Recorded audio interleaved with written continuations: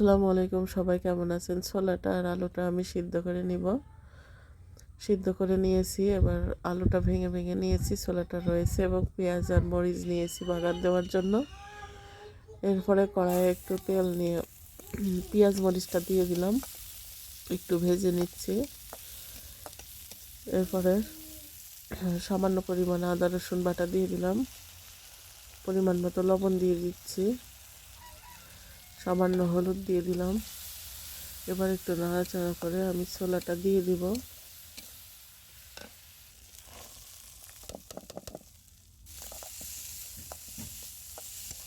ছোলাটা আমি নাড়াচাড়া করছি।